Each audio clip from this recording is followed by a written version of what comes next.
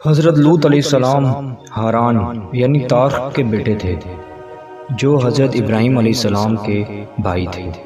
تو اس طرح حضرت لوط علیہ السلام حضرت ابراہیم علیہ السلام کے بھتیجے ہوئے۔ حضرت لوط علیہ السلام سدوم کے شہر میں رہائش پذیر تھے۔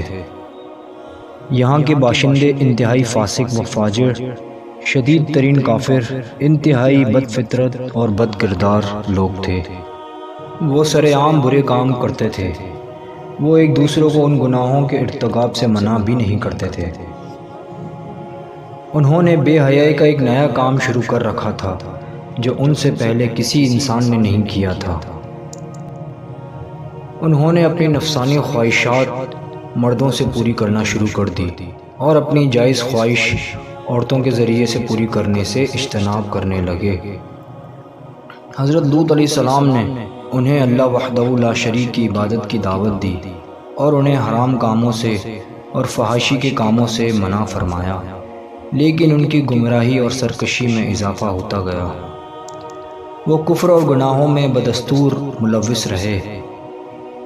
تب اللہ تعالیٰ نے ان پر وہ عذاب نازل فرمایا جو ان کے وہم و گمان میں بھی نہیں آ سکتا۔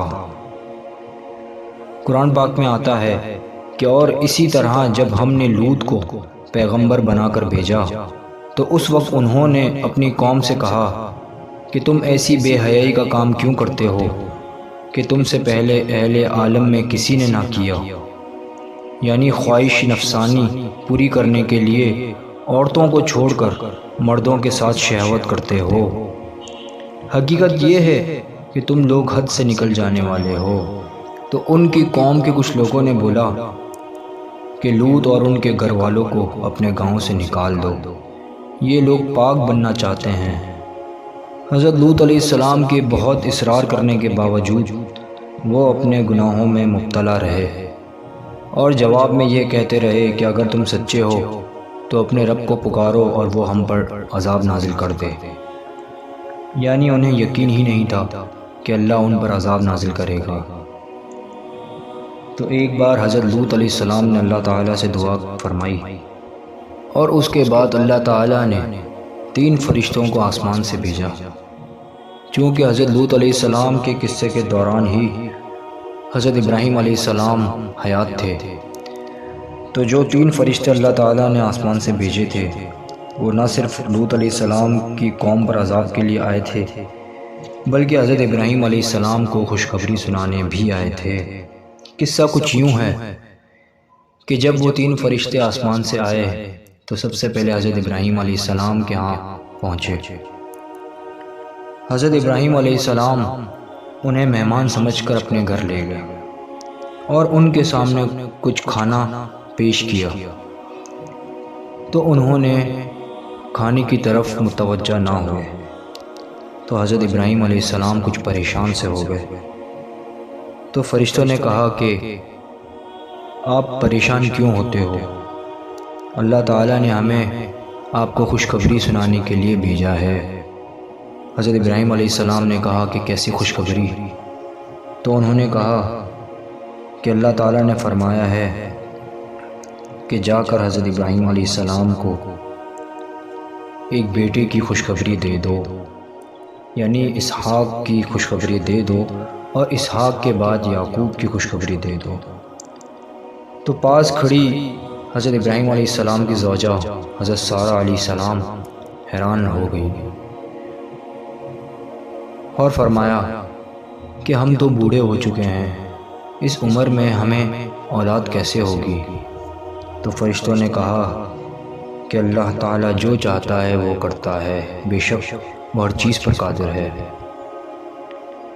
تو حضرت ابراہیم علیہ السلام نے اللہ تعالیٰ کا شکر ادا کیا اور پھر فرمایا کہ اس کے علاوہ اور کس کام سے آئے ہیں؟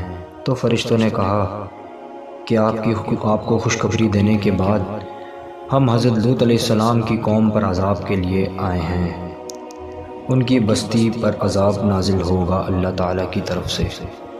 تو حضرت ابراہیم علیہ السلام نے فرمایا کہ اس بستی میں تو لوط بھی ہے۔ تو انہوں نے کہا کہ آپ بے فکر ہو جائیں، حضرت لوط علیہ السلام کو کوئی تکلیف نہیں ہوگی۔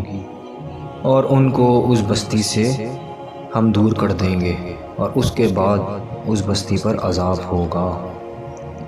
تو یہ کہہ کر فرشتے لوط علیہ السلام کی طرف جانے لگے۔ جب وہاں پہنچے تو جیسے ہی ان کی بستی میں داخل ہوئے تو ان کی بستی کے لوگوں نے دیکھا کہ کچھ 3 نوجوان آئے ہیں ہماری بستی میں، تو ان کی نیت بھی ان کے ساتھ برا کام کرنے کی تھی۔ تو لوط علیہ السلام نے فرمایا کہ اے قوم، کچھ تو میری عزت کرو، یہ میرے مہمان ہیں، کم از کم ان کے ساتھ تو برا نہ سوچو۔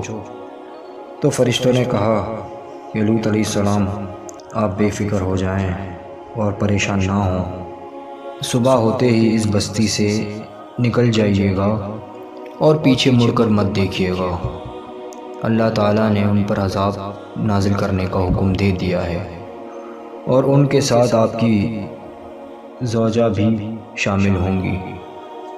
تو جب اللہ تعالیٰ کا حکم آیا تو اللہ تعالیٰ نے اس بستی کو الٹ کر نیچے اوپر کر دیا اور ان پر پتھر پے در پہ کنکریاں برسائیں، جس سے ان کی پوری قوم ہلاک ہو گئی۔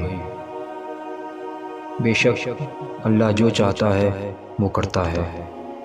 حالانکہ حضرت لوط علیہ السلام نے اپنی قوم کو بہت سمجھایا تھا کہ جو تم برا کام مردوں کے ساتھ کرتے ہو، حالانکہ اللہ تعالیٰ نے تمہیں اپنی عورتیں دی ہیں، ان سے نکاح کر کے ان سے اپنی خواہش کیوں پوری نہیں کرتے؟ لہٰذا انہوں نے حضرت لوط علیہ السلام کی ایک نہ مانی اور بالآخر ان کی قوم پر بہت برا عذاب آیا۔